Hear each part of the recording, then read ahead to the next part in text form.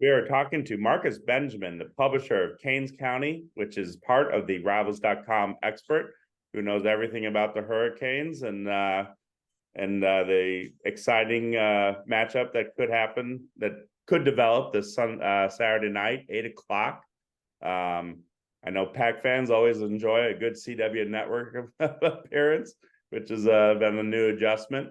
But when you look into the way this season has gone for Miami, sometimes I kind of know what's going on with Miami. Sometimes I wish they had a depth chart. What is the story behind Miami not having a depth chart for any of their games this season? Trust me, JC, you are not the only one that's frustrated with not having a depth chart. I mean, that's pretty much Cristobal's way of doing things. We do not see a depth chart until we get into the press box and Okay. see it for ourselves. It's he keeps things very, very close to the vest. He doesn't even discuss injuries.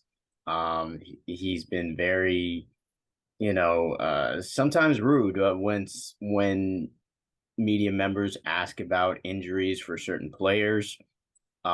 He, just doesn't like to give away any information to the opponent, and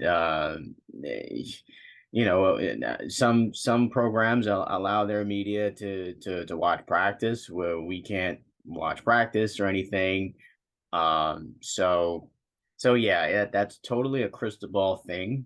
I've covered the team when it was Mark Richt, when it was Manny Diaz. It was different. Certainly wasn't as secretive as it is now. So yeah, it's totally a crystal ball thing that we do not see the depth chart. And we kind of know who is going to be starting, just by, I guess, word of mouth. We kind of know who is going to be in the game, or I have to use my sources to find out if a player is going to play or not. So yeah, don't feel bad, JC. It happens to all of us, and probably no media group is more frustrated with that than the Miami media down here. Well, that is one of the reasons we really were excited to talk to you this week, is that we knew that you know what's going on and which are the key guys. And normally I'd be like, oh, there's 5, 6 freshmen that are clearly playing or whatever based on just looking at stats or depth chart. What is the sense of this youth movement that Miami's kind of going through a little bit of? Obviously, starting tackle on offense, super highly recruited player. That Rivals was he a Rivals.com 5-star, I believe. Yeah, Um, he was. yeah, Ruben Bain, who is a strong contender, along with a few others like NC State's Kevin Concepcion for Freshman of the Year in the league. Mark Fletcher now healthy again. Um, in a roundabout way, kind of followed his senior year because he was teammates with NC State's Damon Fagan at American Heritage. So whenever I'd get Fagan stats, I'd see how Fletcher was doing. And maybe there's a few others. What's the sense of this freshman or redshirt freshman group at Miami? Well, this freshman class may go down as one of the best freshman class in this century, in recent memory, just for the simple fact that, one, yes, you have a Francis Mauanoa who has started every game at right tackle. And he's had his growing pains. He's had a couple of holding calls that have gone against him. But the fact that he has started every game and he has improved every week just says everything that you need to know about the young freshman from IMG Academy. And then Ruben Bain has been nothing short but just outstanding for Miami. He flashed a lot in spring. He flashed some more in fall camp, and he's flashed even more here during the season.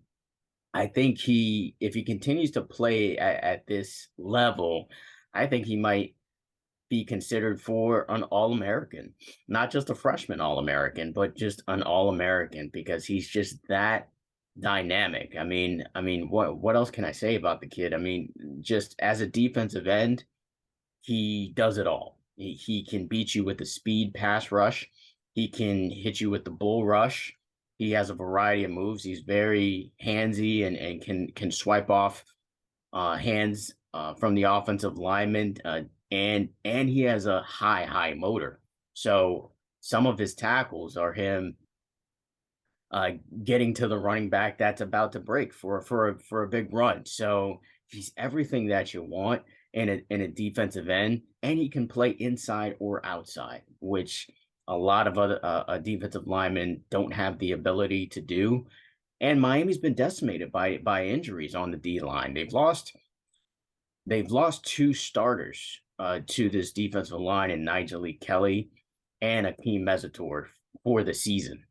And Branson Dean was out for a lot of games as well, the transfer from Purdue. Yeah, So he had a big play last week. he did. He had 2 sacks last week, so he seems to be back to form. But Ruben Bain has been the savior for this defensive line with all of those injuries. This D line hasn't really missed a beat with him. So sky's the limit for Ruben Bain.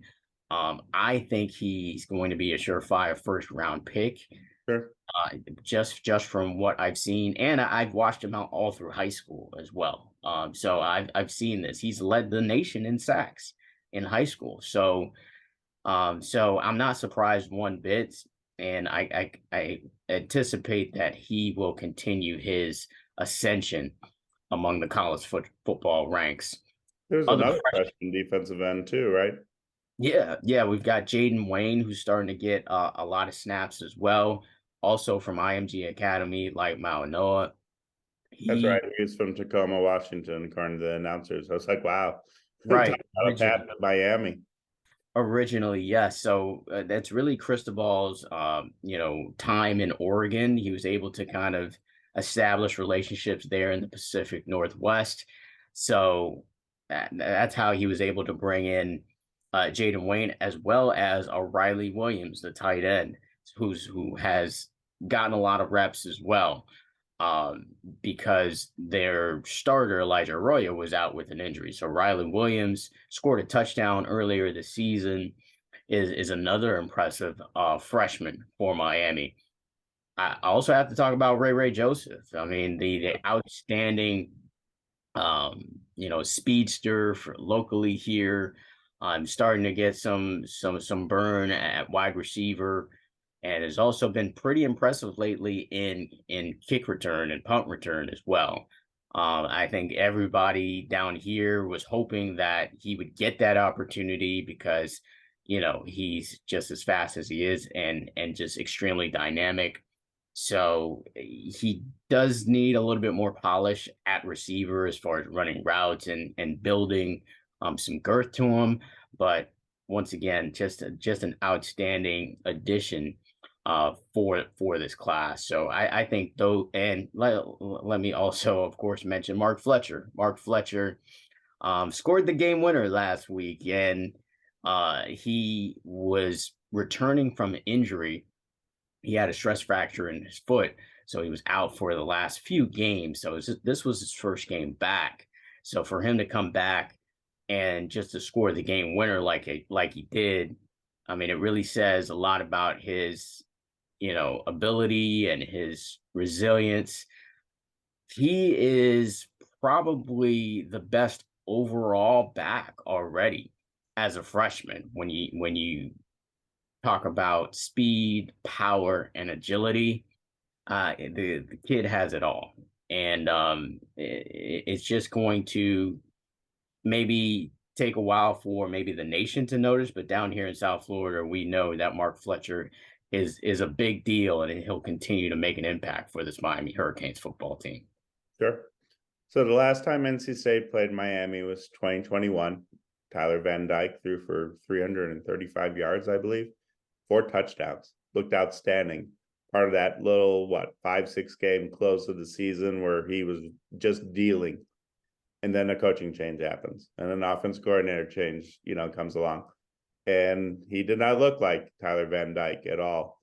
last year, and I know he battled injuries, and kind of his story is similar to NC State quarterbacks Brennan Armstrong's ordeal that he went through, where he looked incredible in 2021 in Virginia, and then all his good players transferred or entered the NFL draft or were seniors who got drafted, and he went from playing with a lot of pros to struggling with a new cast of guys. And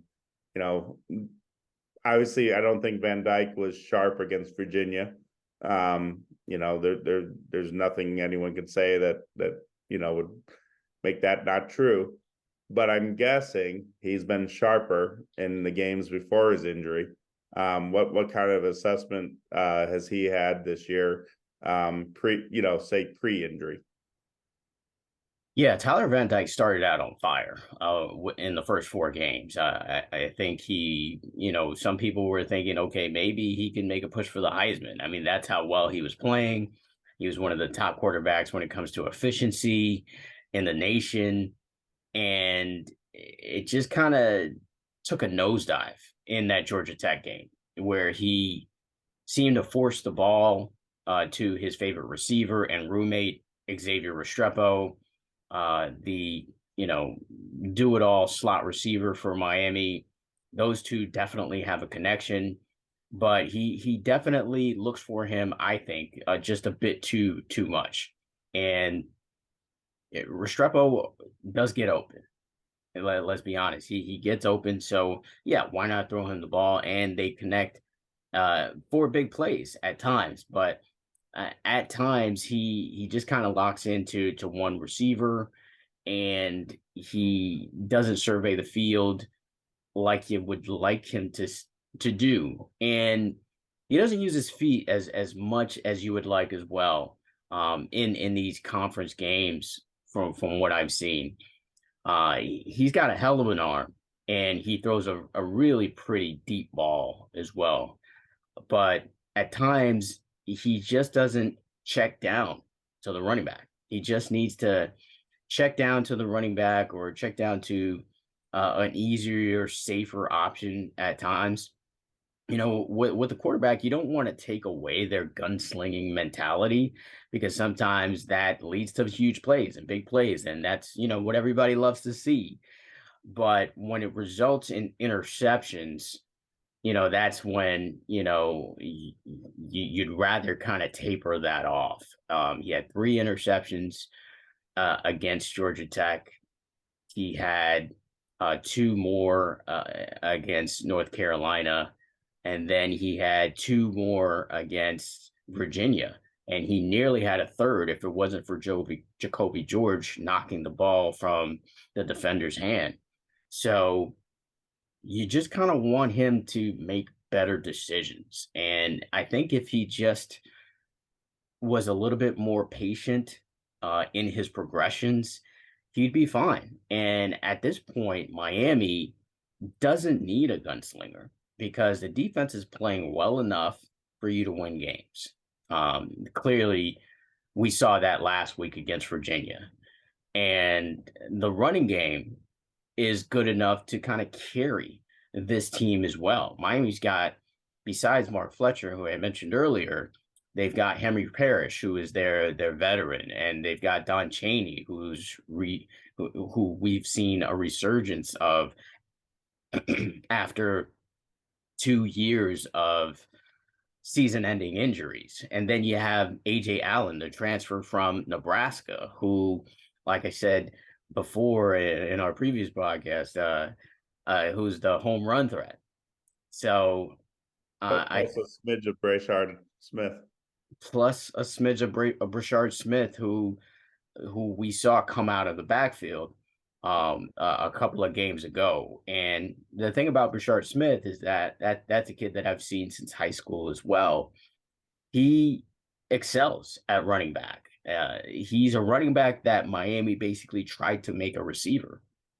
And he said it himself. I asked the question in a press conference, and he said that he just likes playing running back. It's much easier for him. He's a natural playmaker. I mean, you saw that. NC State had a player named Nyheim Hines who Oh, yeah. unbelievable running back in high school. Played slot receiver his first 2 years at State. Was okay, workmanlike, but he wanted to be a running back, and Right. ended up being a third or fourth round draft pick and makes the NFL. He's injured this year with the Bills because of a very fluky ski-doo accident where someone hit him, blew out his knee. Um, I think there'll be a lawsuit about it. But Raheem was, about 5'8", 5'9", and super fast, super fast. Yeah. And sometimes you just gotta let a guy be who they are, and if it means playing running back, even though they aren't perfectly sized, there's something to that. Yeah, yeah, definitely. That's a great comparison, Naheem Hines. I had him in fantasy like a couple of Sure. years, and he did well for me. So yeah, very great comparison. Has that speed like Naheem did, and he can break a big one if he gets the opportunity. And he didn't get a lot of touches last week, which I found kind of odd. I was wondering why. I was thinking, okay, is he hurt? Does he have an injury? But nothing has surfaced about him being hurt or anything like that.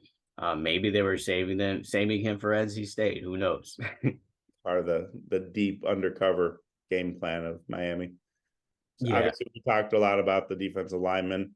Um, I know Kitchens was the big preseason star, made almost every kind of list you could make of. But what is the linebacker in the secondary looking like? Well, at linebacker, it starts with Francisco Malanoa, who's actually the brother of Francis Malanoa, the transfer from Washington State. He's been really valuable for this defense in the middle. He has been essential in stopping the run, and now he's also been making tackles in the backfield. Kind of the wrecking ball on blitzes. Yeah, absolutely. And he's starting to record sacks now. Also had an interception this season. So he is, the Mike linebacker who pretty much kind of runs the defense from kind of the inside out. And the Will linebacker is kind of interchangeable. It can be Wesley Basaint, the sophomore from Miami Central, or it can be the veteran Corey Flack, who's kind of an undersized backer, but just a smart player, always in the right spot. If you saw the Clemson game, he made the game winning tackle at the end on Cade Klubnik to kind of shut that game down. Corey Flag has been immense for this football player for this football team, just as a leader and as a player.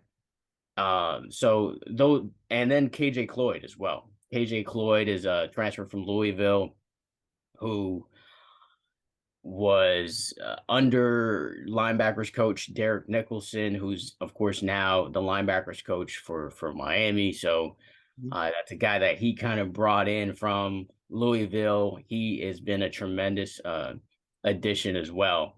When it comes to defensive back, it's transfers as well that are really kind of helped elevate the defensive backfield, and it starts with Jaden Davis, the transfer from Oklahoma. He's been the starter, I want to say, for most of all the season, and he's just been a really solid tackler, and he's rarely beat. I can think of maybe two times that he's been beat in coverage all year, but he's been tremendous. He's a local guy who's kind of come back. He was out of St. Thomas Aquinas down here, Powerhouse High School. So he's kind of come back and really been a big contributor for this team. And on the other side, Daryl Porter Jr., who transferred not this year, but the year before from West Virginia. He's been locked down on the other side. He's been a tremendous. He's been making a really big improvement from last year. That side has been pretty much kind of shut down this season. He's rarely thrown at, and when he is thrown at, he's usually there making a pass breakup or getting his guy on the ground. You already talked about Cameron Kinchens, who's been amazing this season, albeit he did miss some games due to injury. He had a head injury and also had an ankle injury as well, but is still playing at a real high level. I think he's still second on the team in tackles despite missing uh, those uh, those games that he missed. And then James Williams has really, really showed up this season. Ask you about him. I don't know much about him at all. I haven't done like a deep dive into his background or how highly recruited he was. He's he's the guy the NFL probably will love because he has a little bit of everything. Like he hits like a linebacker, he runs like a safety. Probably has the size if he really wanted to be an outside linebacker one day, if he really wanted to be. But I just have a hunch he's the guy that the NFL people are going to be like, okay, there's our guy. Yeah, defensive coordinator Lance Guidry does think that he should be at linebacker at the next level. He's openly said that, and I think How everybody. much does he weigh now? Um, not sure exactly what If he's I at. had a depth chart, I'd know all those things. I don't have a depth chart, but Right. I mean, he looked like a guy who was like 210, 215, who Yeah, easily he's could be about that. 230. He has put on some weight, of course. But yeah, he's around that 210, 215. But his height is really, I guess could be the X factor. He's 6'4", 6'5". He looked like he could be 230 one day with ease. Yeah, exactly, exactly. He's just made a significant jump this season. I think Lance Guidry really who's a former defensive back himself, has really helped him in his progression. Last week he had 13 total tackles, his career I, high, clearly, and I watched him in the right game. yeah, and he made some key tackles at the right time too. In overtime, he had a really significant tackle that forced a field goal in overtime, essentially the defensive winning play for Miami. And he's been good in coverage as well. He's one of the highest when it comes to tackling grade according to Pro Football Focus. And I agree with you. I think he's going to be a guy that NFL scouts love because of just his athleticism and just what he can do in both coverage and tackling the ball carrier. So I think James Williams, he was a former 5-star, Okay. so So he former was five a big star, deal. What yeah, high school did he go to? American Heritage. Oh, okay, there you go. Yeah, you went to David, American Heritage. NC State fans. See, this is what David Fagan could be, just like his former teammate. One day, that 6'4" safety. And then just to wrap up on the personnel, NC State fans appreciate a good kicker. Christopher Dunn had one missed field goal last year. Braden Narvison has two missed field goals this year. How many missed field goals for the Miami kicker? He only has one, and Yeah, that was a yeah. blocked kick. There you go. That Yeah. this could be a good showcase for kickers this Saturday. Yeah, absolutely. Andy Borregales, another local kid. His brother is Jose Borregales, who won the Lou Groza Award. So if he would win the Lou Groza Award, it'd be the first brother duo to ever win the award. So Like a modern day Zendejas family. right, Well, exactly. Valley before your time. No, no, I'm actually a lot older than I look. I, Yeah. I never. Sometimes I always wonder if people get my obscure 1980s references. Yeah. No, I definitely do remember Zendejas. Yeah, Or a so lot of them, it seemed like. yeah, yeah, so it could definitely be that type of combination. Yeah, he's just been clutch and he's got power. He's I don't recall him kicking a ball not out of the end zone this season. So he has told me that he's kicked a 70-yarder before. So he's got the power to make big time kicks, and he's very calm, very very just the pressure doesn't get to him. The pressure doesn't get to him at all. I think he kind of relishes the pressure moments. And he did have, like, during his freshman year, he did have a couple of kicks that well, he had one kick that I remember that he missed a game winner against Virginia. But since then, he's been I would say one of the best kickers in college football. Sure. Yeah, from what I've seen in Miami and what I know of NC State, these might be two of the best special teams groups in the ACC.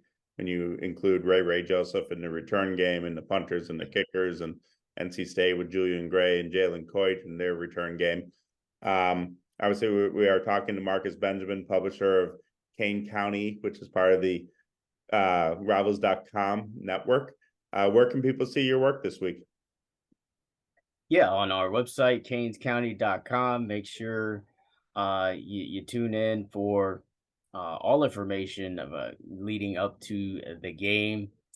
We're on, of course, social media as well, on Twitter and Instagram, and on YouTube as well. Our YouTube channel is definitely growing at a rapid pace, over 10,000 subscribers. Wow, good for Yeah, you guys.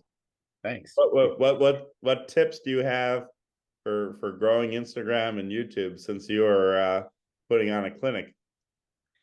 Well, you gotta hire good guys.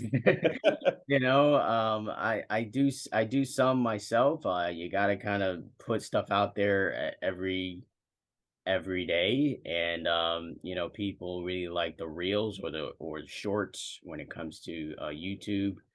Those really kind of do big numbers, and people want to hear perspective too, man. People just kind of want to hear, your perspective on the game, because you're the expert. So they kind of want to hear from you. So do an instant reaction that does pretty well. And yeah, that would be my advice, I guess, to grow social media.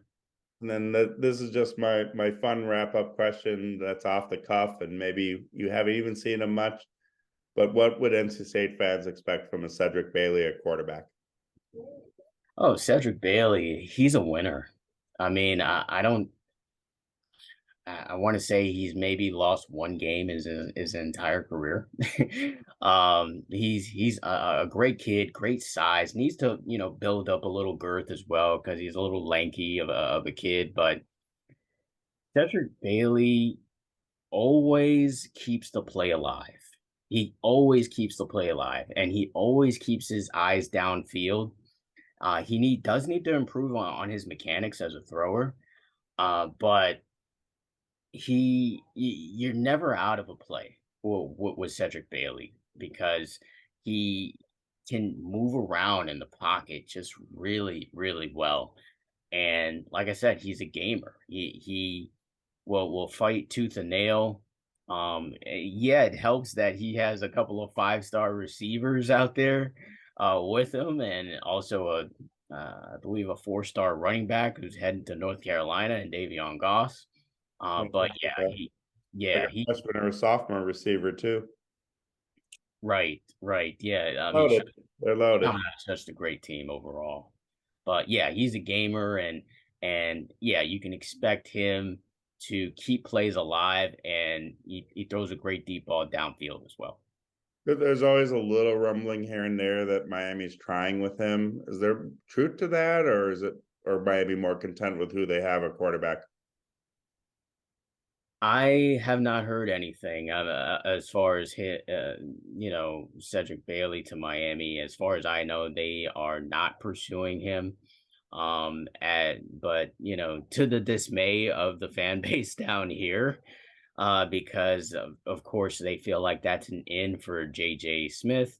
But yeah, from what I hear, they're pretty content with Judd Anderson. They may go after some Trevor Jackson, who's now on the Yeah, he's available now.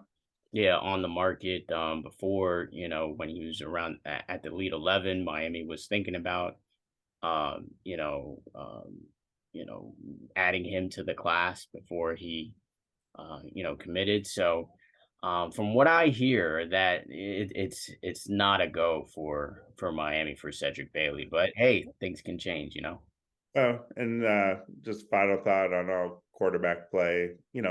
We mentioned the freshman at the beginning of the podcast, and now I guess we could be real professional and close the podcast with freshmen. But the quarterback that started against Clemson with Tyler Van Dyke injured, he held up pretty good. He had a couple throws that were maybe not the best decisions in the world, but for a guy that I think only had like 3 or 4 P5 offers, maybe he looked pretty good for a true freshman quarterback. Yeah, Emory Williams is really poised of a quarterback, and yeah, he did have that one interception in that game, but from what we heard from the OC that week, that wasn't his fault. It was kind of a miscommunication between him and the receiver. Yeah, he made some throws, and I think he was kind of handled with kid gloves at first, and especially in that first half with a very conservative play calling and game plan. But in the second half, he kind of cut it loose, took the training wheels off of him, and Emory Williams kind of shown, that maybe he should have been a four-star guy because he made some throws in some key moments that definitely propelled this team to win. Yeah, And he didn't make a lot of mistakes. He seemed very calm in the moment. So yeah, the future's bright for Miami at quarterback if Tyler Van Dyke chooses to go to the NFL or transfer out. Who never know these days in college football what happens. But yeah, the future's definitely bright for Miami with Emory Williams because he just made some clutch throws and made some good decisions on the field for the Hurricanes to get that win over the Tigers. good deal. Good deal. Well, I appreciate taking some time, and we'll see how this thing goes on Saturday night. But I think NC State and Miami will play each other a little bit more often in this newfangled ACC. But but What are your thoughts on that? The whole I'm against it. I yeah, don't know. For some reason, I feel like I'm in the minority too. But if everything is driven by football, if you're going to say that is the test, even if you want to include men's basketball, I've done a deep dive into both California and Stanford, and I think Stanford has obviously had success after Jim Harbaugh and David Shaw for a good chunk of time. I also think it's a different world now for Stanford football in the NIL portal era, which is not really conducive, maybe just what Stanford has shown in the past. I don't know if they want to spend money on recruits. I don't know, if they can get players in academically. And then, I mean, both Stanford, both men's basketball and football have also had very long stretches where they didn't win. Don't have a lot of history. It's one of the crazy things about Stanford football is they find a great coach and the NFL can't wait to hire him. That happened over and over, like dating back to like Bill Walsh and different, like the first Bill Walsh iteration, not when he came back the second time, but right. they'll find somebody and then he'll have 1 or 2 good years and things are going well. And then they go pro, they go pro and become head coaches or an offensive coordinator, or Ty Willingham ends up at Notre Dame. That has always kind of been their story. Cal is just in a financial mess. And they also don't have a great tradition of winning in basketball and football. They've had some flashy things in basketball, like when Jason Kidd was there. They also went on probation when after Jason Kidd left, when they were right after Sharif Abdur-Rahim and a couple other great recruits that they landed. But I was shocked at their lack of basketball success because they should win in basketball. They should. Football-wise, they sneaky, unbelievable group of quarterbacks. Like people might think of like Aaron Rodgers, modern era, or Jared Goff and different guys. But I mean, it goes back. Like they've had a ton. Like I was actually shocked at how many NFL quarterbacks that California has produced. Obviously, SMU, my thoughts on them was if I'm them, I'm going to do everything I can to showcase why we belong in a conference at one point. if there is no ACC, if things go wonky or the ACC really does need SMU, to me, like they bought their way in, literally, to showcase what they are.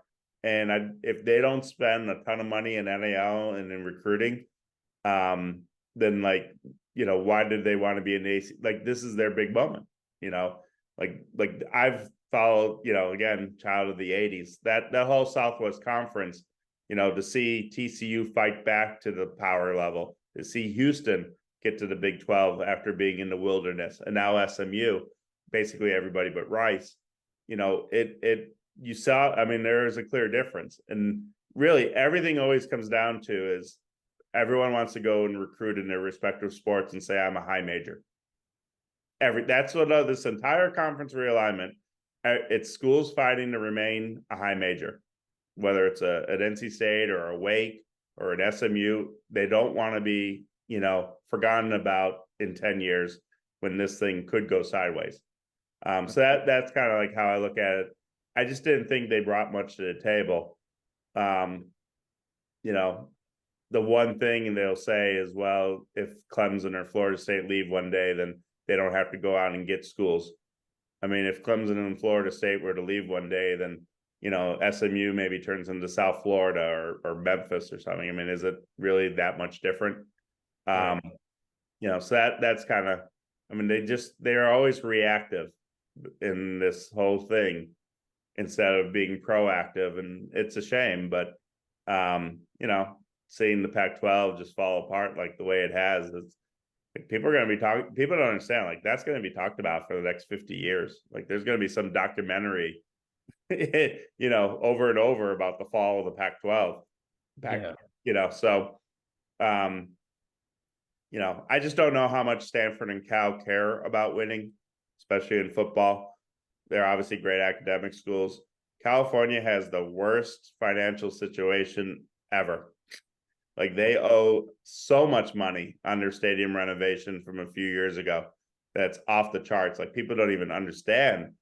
Like they're paying like something like 25 million a year, and then it balloons up to like 40 million a year. Like their stadium renovation is unbelievable. And then they're not getting probably fans to go to said games. And now they're not going to get the TV contract. So that's what puts them in a bad spot. And again, they should be good in both sports. Like they should be like, one of the 3-4 schools that every kid in California considers, I'm not saying going to, but at least put on the list. But that's not the case. But so that's my little ACC rant. And like I said, with a few minutes left in this pod, thank you for everything. And we'll see what happens Saturday. Thanks, man. Oh, you're very welcome. Hope to see you soon.